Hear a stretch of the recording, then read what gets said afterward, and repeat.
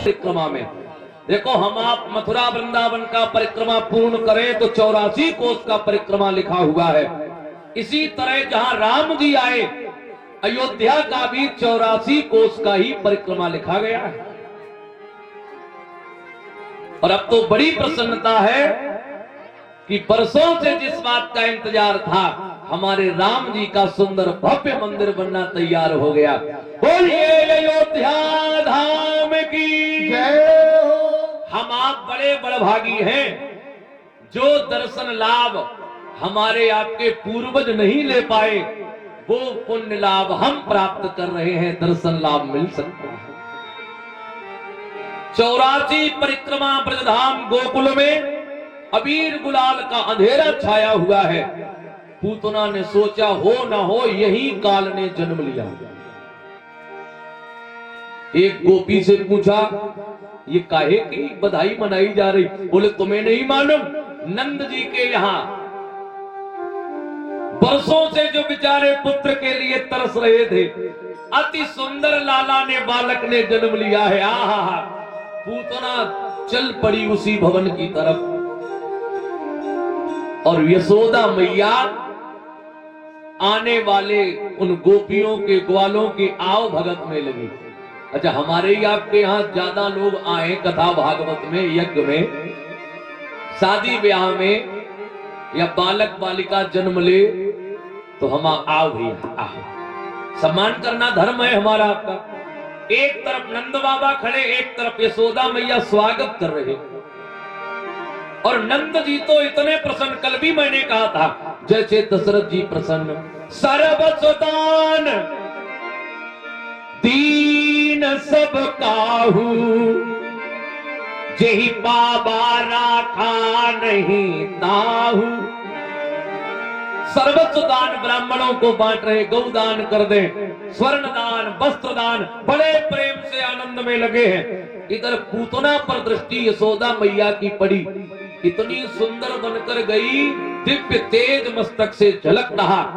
मैया ने सोचा अभी तक तो गोपियां आ रही थी, हमें लगता है स्वर्ग से, वैकुंठ से देवियां भी दर्शन करने आने लगी। तो दौड़कर हाथ पकड़ लिया, चलो मैया आपका स्वागत, ऐसा आशीर्वाद हमारे लला को देना जो आज तक कोई न दे पाया हो। पूतना मन में सोचे कि ऐसो ही आशीर्वाद दिए जो जिंदगी भर याद करे। हाँ, ऊपर का आवरण सुंदर है, लेकिन हृदय में तो कपट भरा पड़ा है।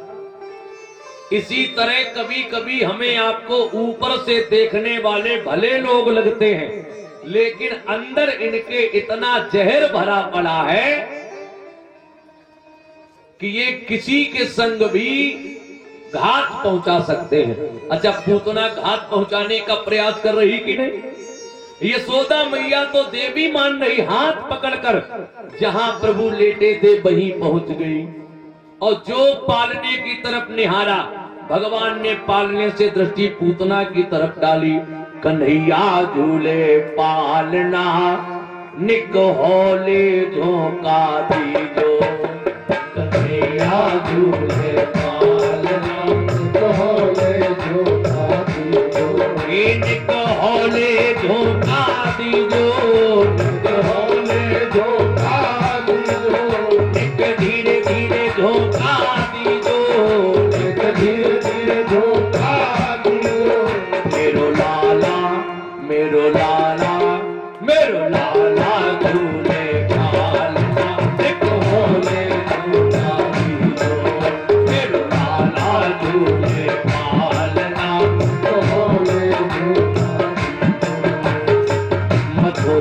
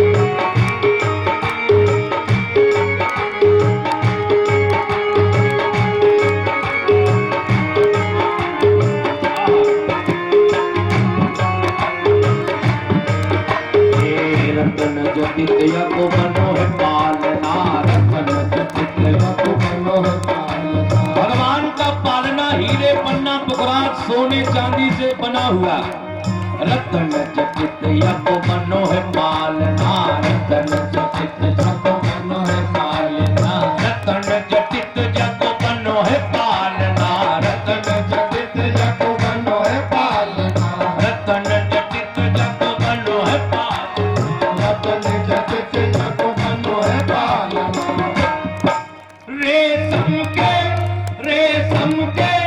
रेशम के लागे फूल मेरो नाला झूले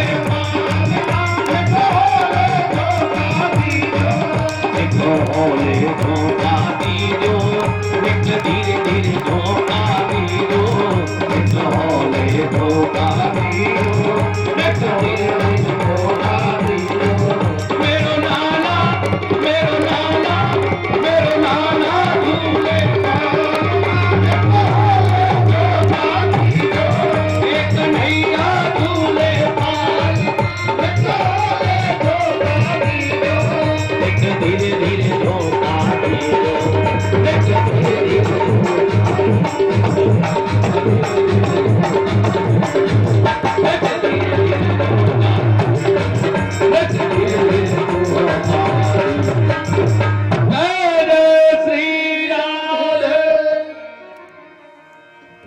जो पालने से प्रभु ने निहारा, अच्छा तुम आई हो। भगवान ने मन में विचार किया मन में, ये जो सामने से राक्षसी आ रही है और मन ही मन प्रभु हंसे। हमारे दो पूर्णावतार, तो रामावतार और कृष्णावतार, 24 अवतारों में 2 ही पूर्णावतार हैं और दोनों अवतारों में मैं देवताओं से कहकर आया हूं कि राक्षसों का वध करने में जाऊंगा, यही तो कहा। लेकिन दोनों अवतारों में बड़ी समानता। कैसी समानता? दोनों अवतारों में सबसे पहले राक्षसी ही मेरे सामने आई, राक्षस कोई नहीं, पहले राक्षसी। अच्छा, त्रेता की घटना देखो, जो हमारे विश्वामित्र जी राम लक्ष्मण जी को लेकर चले जात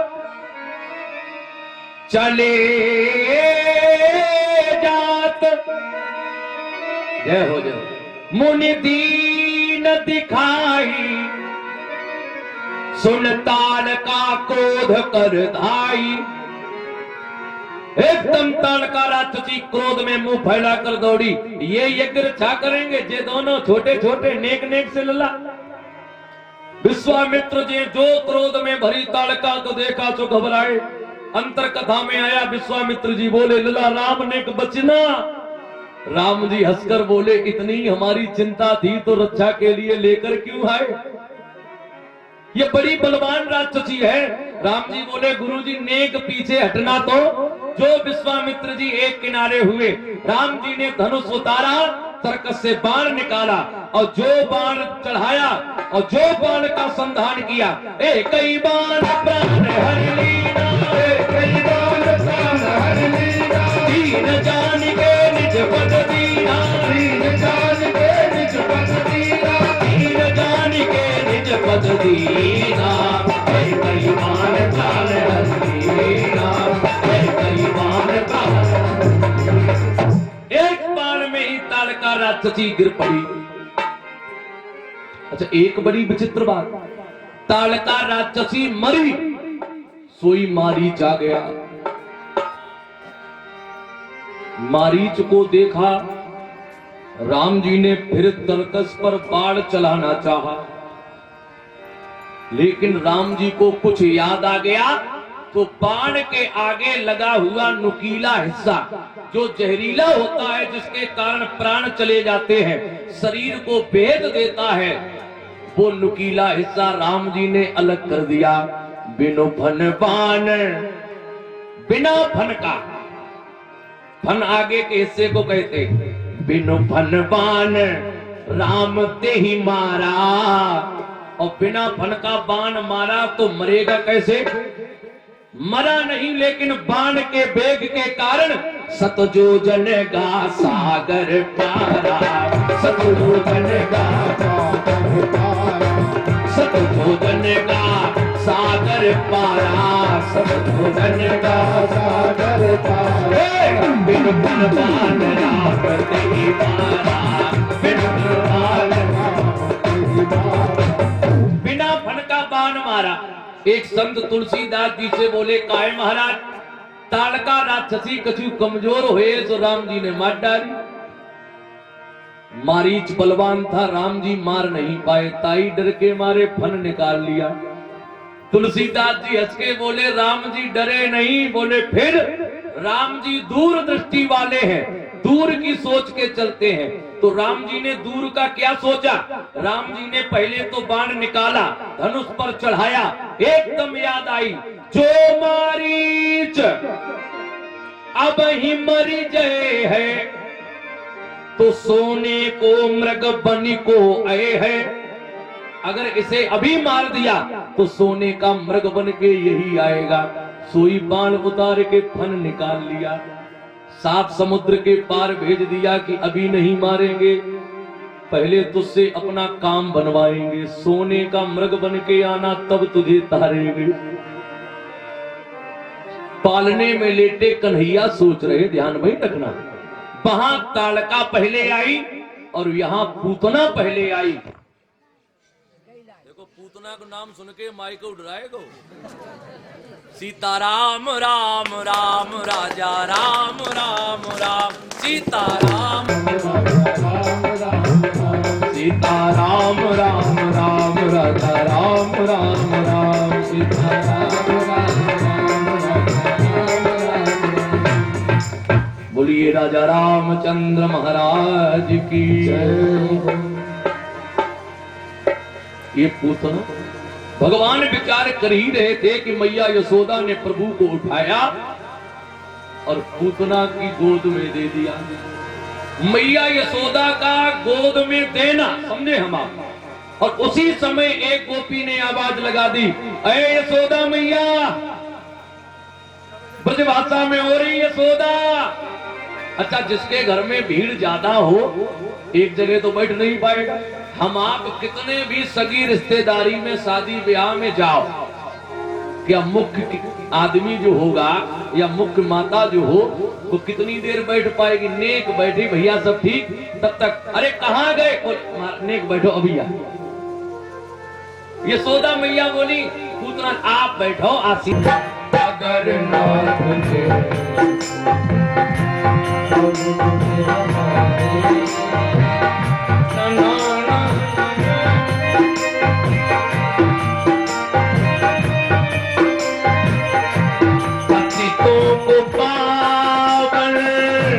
करते कृपा निधि, पतितों को पावन करते कृपा निधि, पतितों को पावन करते कृपा निधि, पतितों को पावन करते कृपा निधि, पतितों को पावन करते कृपा निधि, पतितों को पावन करते कृपा निधि।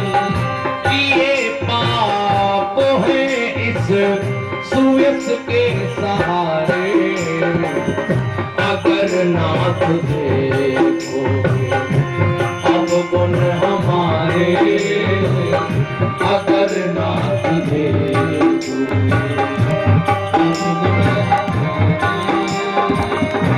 तो कैसे अब से लगेंगे किनारे, अगर नाथ देखो अब गुण हमारे, हमारे लिए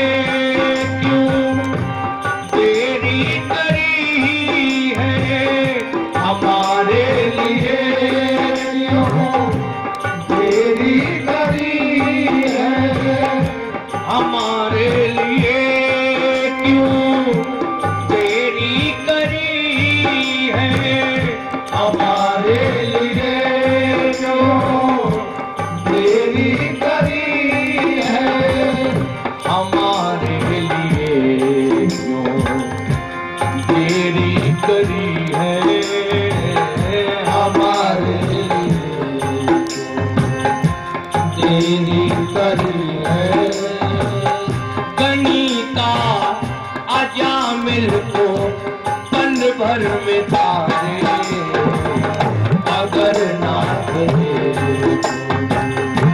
अब कुछ हमारे अगर नाथ दे अब गुण हमारे तो कैसे भव से लगेंगे किनारे अगर नाथ दे अब गुण हमारे अगर नाथ दे।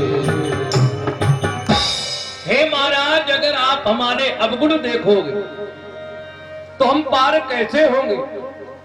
पूतना के अवगुण नहीं देखे, ताड़का के नहीं देखे, अजामिल के नहीं देखे। ये कथानक कथा का विषय अलग है। हम भक्त हैं, प्रभु हम पर कृपा करते रहो। थोड़ा बहुत पाप अवगुण सब में होता है, हमारे अवगुण मत देखो महाराज, केवल हमारी भक्ति को आप देखो। गोद में प्रभु लेटे भागवत रहस्य में संत श्री डोंगरे जी महाराज कहते हैं, पूतना के पूर्व जन्म को याद किया इसलिए आंखें बंद कर ली, वो बात अलग है।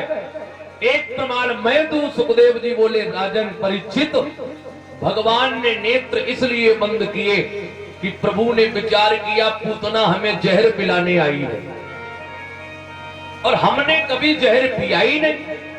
हमने तो मंदिर में बढ़िया माखन मिश्री पकवान खाए हैं। अच्छा बताओ, भगवान के लिए जहर का भोग कोई लगाता? बलराम भैया तुमने कहूं मंदिर में जहर का भोग लगाया?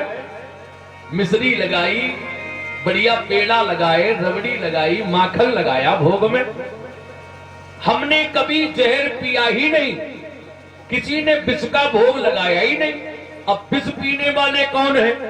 विष पीने वाले हैं भगवान भोलेनाथ। मैंने कहा भी था, चंदन के चढ़ाए से चंद्रलोक वासुदेव, अक्षत के चढ़ाए से अक्षय कर देत है। प्रेम से पान और धतूरा चढ़ावे कोई, तो सोने और चांदी के खजाने भर देत है।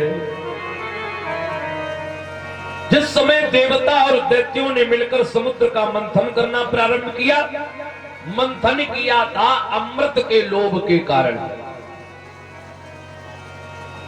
मंदराचल पर्वत की मथानी बनाई गई, बासुक नाग बासुक सर्प की रस्सी बनाई गई। जिस समय मंथन करना प्रारंभ किया, मंथन किया गया था अमृत के कारण। और सबसे पहले मंथन करने के बाद हलाहल विषमौषधम, भागवत जी में आया, हलाहल नाम का विष बाहर निकला। जो विष देखा, देवता एक किनारे बैठे, दैत्य एक किनारे बैठे। अब अमृत पीने को सब तैयार, लेकिन विष कौन पिए? भाई अमर सब होना चाहते, लेकिन मरे कौन? अच्छी वस्तु सब चाहते। अच्छा ये बताओ, अपने यहाँ प्रसाद बंटता है आरती के बाद, देखो बच्चे बाजी बाजी बड़े बूढ़े हमने देखे, जहां हाथ में प्रसाद ले लो पीछे लाओ मुंह लाओ, बाजी बाजी मुंह में भरे, हर जगह में देखता हूं। अच्छा मीठा प्रसाद, अच्छा प्रसाद बट रहे, हम आप दो दो चार चार बार लेना चाहते, और कहूं मीठे की जगह नीम की पत्ती बटन लगे प्रसाद में, सही बताओ कितने लोग लिए? अरे बोले कहां जहर।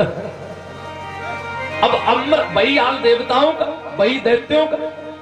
अब अमृत सब पिए, लेकिन विष कौन पिए? तो सब अलग हट गए।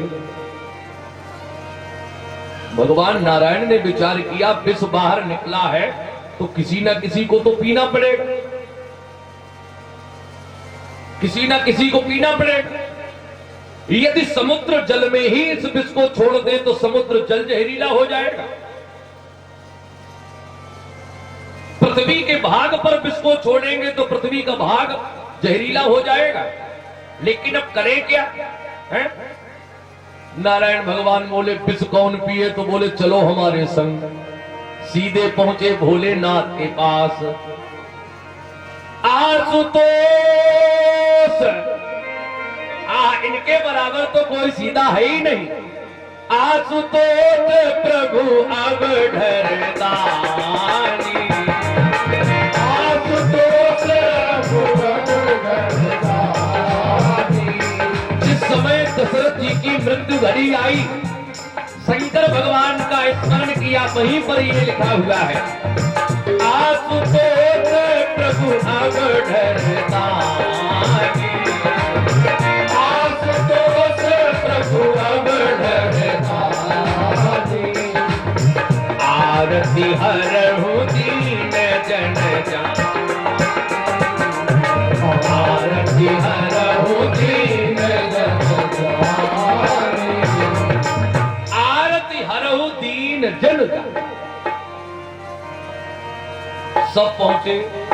भोलेनाथ बोले, संसार के भले के लिए यदि विष पीकर हमें मरना भी पड़े तो हम तैयार हैं, इसीलिए तो नाम भोले है। एक संत बोले, अंतर कथा में आया, मैया पार्वती बोली, भोलेनाथ आपको मैं रोक तो पाऊंगी नहीं, लेकिन इन देवताओं से पूछो, ये जहर जो भोलेनाथ को पिलाना चाहते, हमारे भोलेनाथ मर जाएं और तुम सब जीवित बने रहो। देवता मुंह लटकाए कि बात तो सही है। जो भवानीपति पहुंचे समुद्र के तट पर, विष का पात्र हाथ में लिया और विष पात्र हाथ में लेकर कहते, आओ प्रभु स्वीकार करो, तदीयं वस्तु गोविंदम तुभ्यमेव समर्पये, गृहाण सम्मुखो भूत्वा प्रसीदत परमेश्वर। आओ प्रभु। एक संत बोले, भोलेनाथ की बड़ी खराब आदत, जहर का भी कोई भोग लगाता, विष का भोग लगा रहे। दूसरे संत ने उत्तर दिया कि जब खाने के लिए पीने के लिए जहर ही प्रभु ने दिया है, तो भोग लगाने के लिए अमृत कहां से ले आए। अच्छा, हमें ही आप निर्णय करो, खाने पीने को रूखा सूखा मिला हो, नमक रोटी जैसे तैसे मिल रही हो मेहनत मजदूरी के बाद, और कोई कहे कि हलवा पूरी का भोग लगाओ, तो कैसे लगे? जो है वही तो भोग देंगे। तो भोलेनाथ को मिला है जहर, तो अमृत कहां से ले आए? तो जहर का ही भोग लगा दिया, आओ मेरे प्रभु। और जब भोग भगवान का लगा दिया तो वो विष नहीं रहा। कैसे? हम आप पेड़ा का भोग लगाए भगवान को, बर्फी का भोग लगाए, खीर का भोग लगाए, पूड़ी का भोग लगाए, पिटौआ पुआ का भोग लगाए, लेकिन भोग लगाने के बाद कोई ये कहता है कि लो पिटौआ ले लो, कोई ये कहता कि लो पेड़ा ले लो। क्या कहते? प्रसाद। नाम नहीं रहा भोग लगने के बाद, न खीर है, न पूड़ी, न पिटौआ, न बर्फी, न जलेबी, न दही, न माखन, न दूध, वो प्रसाद हो गया। बताओ, चरणामृत को कोई कहता लो दूध ले लो, मीठो दूध, कोई कहा चरणामृत, क्योंकि भगवान का बनाया हुआ पंचामृत चरणामृत भोग लग चुका, वो प्रसाद है। तो जब भोग लग गया तो वो जहर नहीं रहा, वो हो गया प्रसाद। और बताओ, प्रसाद से किसी की मृत्यु होती हो तो भोलेनाथ कैसे मर जाए? जो पात्र ऊपर बढ़ाया, एक ही घूंट कंठ तक गया, तो मानो विष का असर हुआ।